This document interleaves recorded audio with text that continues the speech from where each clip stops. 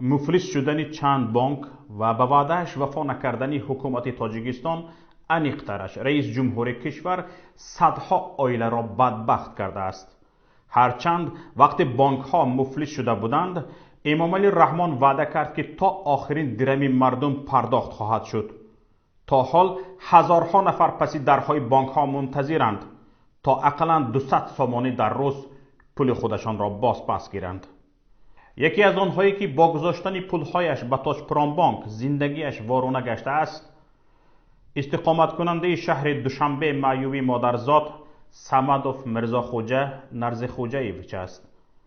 میرزاخوجه به پیام گفت به رئیس جمهور امامعلی رحمان باور کرده چند خانه را فروخته مبلغ‌های آنها را در بانک پسنداز کرده بود.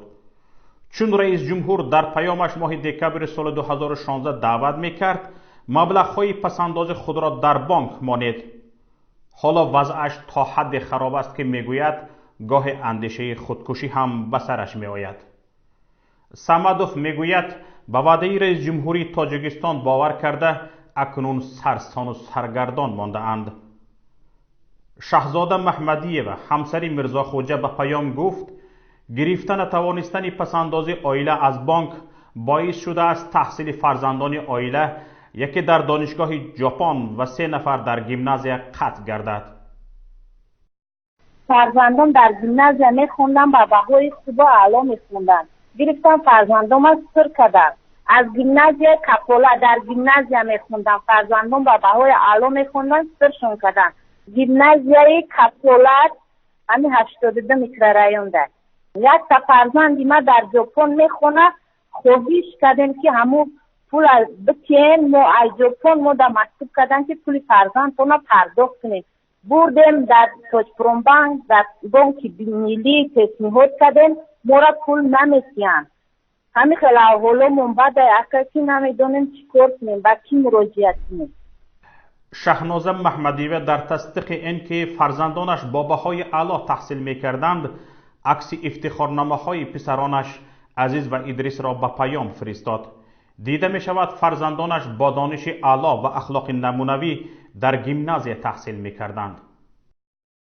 هر وقتی که پول می پرسیم رنگی که ازدواج میکنن 500 تن 400 تن 200 تن دایا مویا بر میتین.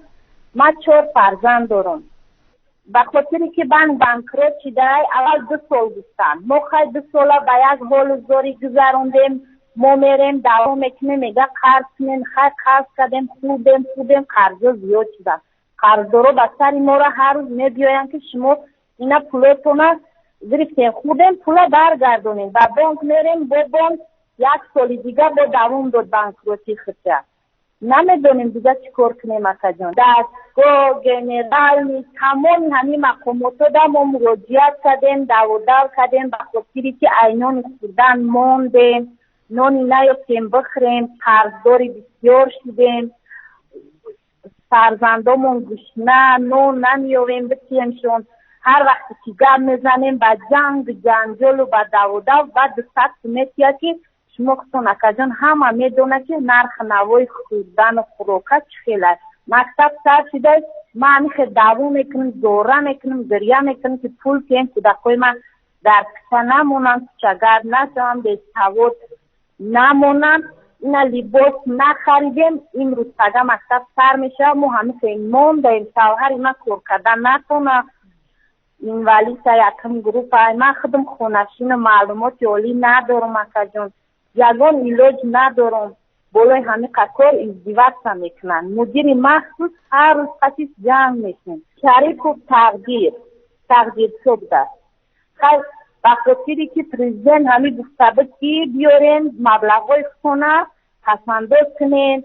خیلی ما وقت پریزیدنت از گوش کردیم و همه چیزی به دزمون فروختیم بودیم در بانک موندیم پسندازمونه. خیلی گفتیم اکا زندگی ما خوب میشه که همه بدشدی ما را گرفتن با ما 1 پول نمیتین نون پولی نمیتین. تمام حجت های تصدیق کننده که صمدوف میرزاخوجه نرزخوجه‌ایویچ در تاجپوران بانک مبلغ دارد دسترسی پیام شده است. شرطنامه، کتابچه امانتی، رسیدها و دیگر حجتها همه تصدیقگر آنند که در حقیقت در تاج پرام بانک میرزا خوجه مبلغ دارد و آن پرداخت نشده است. شاهزاده محمدی و همسر میرزا خوجه میگوید با وجود اینکه در همه جا لاف آبادی گل شکوفی میکنند، اما حکومت زورش نمیرسد مبلغ یک معیوب را پردازد. به گفت او تا حال صمدوف ها به دستگاه رئیس جمهور تاجیکستان، دادستانی کل، بانک ملی مراجعت کردند، اما هیچ یک از این نهاد به دادشان نرسیده است. ما در همین سال زمان گشنه و تشنه میگن که گل شکوفان دوشنبه، ما گل شکوفانی وارد چکار کنم که من گشنه و تشنه فرزنده من گشنه باشم. خود میرزا خوجه صمدوف به ما نوشت که گاهی حتی برای خرید نان پول نمیابیم، نمیدانیم به فرزندانمان چی دهیم. وقتی به بانک برای پول میرویم، بعد نوبت پایی طولانی با تحقیر و بدگویی 200 سامانی میدهند. میرزا خوجه صمدوف میگوید حالا یگانه راهی که فکر میکند کمکش خواهد کرد به دست گرفتن شعار و رفتن به نزد دستگاه رئیس جمهور است، ولی او میداند که این کار را قبلا چند نفر تجربه کرده بودند اما نتیجه نداده است.